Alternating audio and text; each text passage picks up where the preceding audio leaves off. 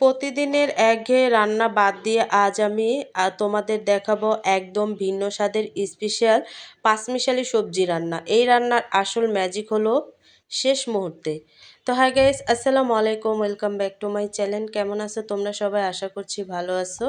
আল্লাহর রহমতে আমি অনেক ভালো আছি। তো গাইস, ভিডিওটি ফার্স্ট থেকে লাস্ট পর্যন্ত দেখতে থাকো, আশা করছি ভালো লাগবে। আর ভালো লাগলে প্লিজ একটি লাইক আর একটি সাবস্ক্রাইব করে পাশে থাকবে। তো এখানে আমি পাঁচমিশালি সবজিটি রান্না করছি। আর এই সবজিটি রান্না করার জন্য কিন্তু হচ্ছে সবজি আর উচ্চতা, পুষ্টি আর স্বাদ একসাথে পেতে আজকের এই রেসিপিটি একদমই মিস করবে না। তো সবজিটি রান্না করার জন্য সর্বফার্স্ট আমি নিয়ে নেব সবজি। তো এখানে আমি পাঁচমিশালি সবজি কেটে নিছি। তো এখানে নানান জাতের সবজি আছে, তো তোমরা চাইলে হাতের কাছে যেই সবজিটা থাকবে সেটা দিয়েই কিন্তু এই সবজি রান্না করতে পারো। তো এখানে আমি অনেক রকমের সবজি নিয়ে নিছি। আর এই সবজি দিয়েই কিন্তু আজকে আমি সবজিগুলো রান্না করে নিব। আর সবজিগুলো কিন্তু আমি ভালোভাবে কেটে নিছি। আর এখন আমি এই সবজিগুলোকে ধুয়ে নেব।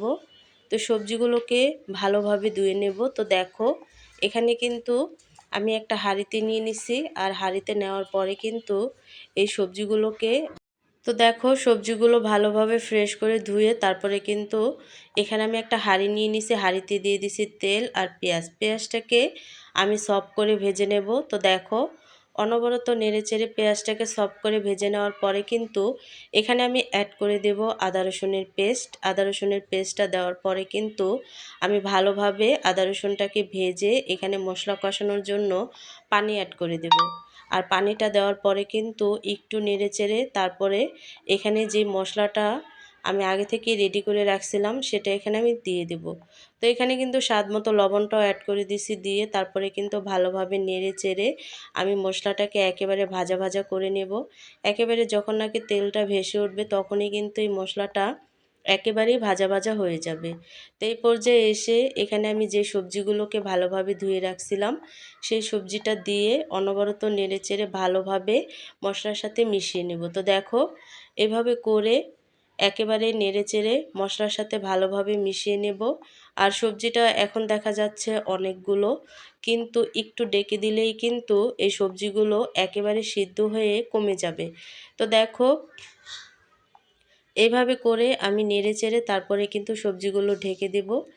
আর ঢেকে দেওয়ার পরে কিন্তু আমি সবজিগুলোকে রান্না করে নেব। তো দেখো, ঢেকে দিছি। আর ঢেকে দেওয়ার পরে কিন্তু ঢাকনাটা খোলার পরে দেখবে সবজিগুলো সিদ্ধ হয়ে একেবারেই নিচে নেমে গেছে। তো এই পর্যায়ে এসে এখন আমি সবজিগুলোকে আরেকটু নেড়েচেড়ে দেব। তো দেখো, আরেকটু নেড়েচেড়ে দিচ্ছি যাতে নিচের সবজিগুলো যাতে উপড়ে যায় আর উপরগুলো যাতে নিচে যায়। তো তারপরে কিন্তু আবারও ঢেকে দেব। আর ঢেকে দেওয়ার পরে কিন্তু আরও কিছুক্ষণ পরে আবারও আমি সবজিগুলোকে উল্টিয়ে দেব। তো এইভাবে করে বারবার নেড়েচেড়ে তারপরে কিন্তু সবজিগুলো সিদ্ধ করে নিতে হবে। তো রান্নার সেরা টিপস, সবজির রং স্বাদ অটুট রাখার সিক্রেট টিপস। সবজি সিদ্ধর নিয়ম: সবজি রান্না করার সময় খুব বেশি পানি দেবে না। সবজি থেকে যে পানি বের হবে তাতেই সেদ্ধ করার চেষ্টা করবে। এতে সবজির আসল পুষ্টি আর স্বাদ বজায় থাকবে। আর এখানে কিন্তু ঝাল হওয়ার জন্য আমি কাঁচামরিচ অ্যাড করে দিছি। দেওয়ার পরে ঢেকে সবজিগুলোকে আরেকটু রান্না করে আবার ঢাকনাটা খুলে আমি সবজিগুলোকে আরেকটু নেড়েচেড়ে দেব। তো এভাবে করতে করতেই কিন্তু আমি সবজিগুলোকে ভালোভাবে নেড়েচেড়ে রান্না করে নেব। তারপরে কিন্তু এই পর্যায়ে এসে এখানে আমি অ্যাড করে দিছি পাকা টমেটো। তোমরা চাইলে কাঁচা টমেটো অ্যাড করতে পারো। কারণ তো সবজিগুলোকে ঢেকে আমি আরেকটু রান্না করে নিছি। টমেটোটা দেওয়ার পরে কিন্তু আমি আরেকবার সবজিটাকে ঢেকে রাখছিলাম। তো ঢেকে রাখার পরে টমেটোটা দেখো অনেকটা সিদ্ধ হয়ে গেছে। এই পর্যায়ে এসে আমি আরেকটু নেড়েচেড়ে দেব। তো দেখো, এভাবে করে তারপরে কিন্তু অনবরত নেড়েচেড়ে আমি সবজিটাকে এক সাইডে রেখে এখন আমি সবজিটাকে বাগার দেব। তার জন্য কিন্তু এখানে আমি অ্যাড করে দিছি 3টা শুকনো মরিচ। বাগারের জাদুকর, রান্নার একদম শেষে বাগার দেব। রসুন কুচিগুলো যখন একদম সোনালি গোল্ডেন ব্রাউন হবে তখন পেঁয়াজটা দিয়ে দেব। আর পেঁয়াজটা দেওয়ার পরে একটু ভেজে সফট করে নেব। নেওয়ার পরে পাঁচফোড়ন আর পাঁচফোড়নটা কিন্তু সরাসরি সবজিতে ঢেলে ঢাকনা দিয়ে 1 মিনিটের জন্য বাগারের সুবাসটা সবজির ভেতরে আটকে রাখবো। তো দেখো আমি কিন্তু এখন এই বাগারটা সরাসরি এখানে ঢেলে দেব।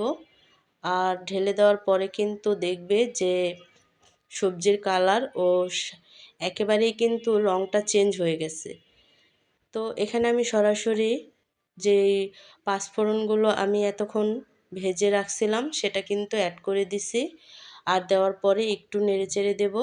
আর নেড়েচেড়ে তারপরে কিন্তু একটু ঢেকে দেব। এতে দেখা গেছে কি যেই পাঁচফোড়নটা আমি এখানে অ্যাড করছি সেটার সুবাসটা কিন্তু ভেতরে আটকিয়ে থাকবে। তো দেখো আমি নেড়েচেড়ে তারপরে কিন্তু ভালোভাবে মিশিয়ে নিচ্ছি। তো মিশিয়ে নেওয়ার পরে কিন্তু এখানে আমি অ্যাড করে দেব ধনেপাতা কুচি। আর যে কোনো রান্নার তরকারিতে ধনেপাতাটা দিলে আমার কাছে দুর্দান্ত টেস্ট লাগে। আর এই ধনেপাতাটা দেওয়ার পরে একটু ঢেকে দিলে ধনেপাতার যতটুক ফ্লেভার আছে পুরোটা কিন্তু সবজির মধ্যে ছড়িয়ে যায়। এতে দেখা গেছে কি সবজির ফ্লেভারটা আরও দ্বিগুণ বেড়ে যায়। তো দেখো ধনেপাতাটা একটু সিদ্ধ হওয়ার পরে আমি একটু নেড়েচেড়ে সবজির সাথে ভালোভাবে এই ধনেপাতা মিক্স করে নিচ্ছি। তো নেওয়ার পরে একটু কাছ থেকে দেখাচ্ছি যে সবজির কালারটা কেমন হয়েছে। তো এইভাবে করে কিন্তু তোমরাও বাসায় সবজিটা ট্রাই করবে। তো আমার সবজিটা কিন্তু হয়ে গেছে, পরিবেশন করে নিছি। দেখলে তো গায়েস বাগারের কারণে আমাদের পাঁচমিশালি সবজিটা কতটা লোভনীয় হয়েছে। রুটি পরোটা বা গরম ভাতের সাথে এটি খেতে অসাধারণ লাগে। রেসিপিটি ভালো লাগলে লাইক ও শেয়ার দিয়ে তোমাদের বন্ধুদের দেখার সুযোগ করে দেবে। এমন সব স্বাস্থ্যকর আর সহজ রেসিপি পেতে আমার চ্যানেলটিকে সাবস্ক্রাইব করে পাশেই থাকবে। তো আজকের রেসিপিটি কেমন লাগছে অবশ্যই কিন্তু কমেন্টে জানাবে।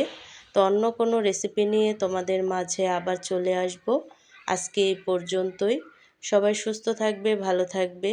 আর এই রেসিপিটা অবশ্যই শীত থাকতে থাকতে ট্রাই করবে। আল্লাহ হাফেজ।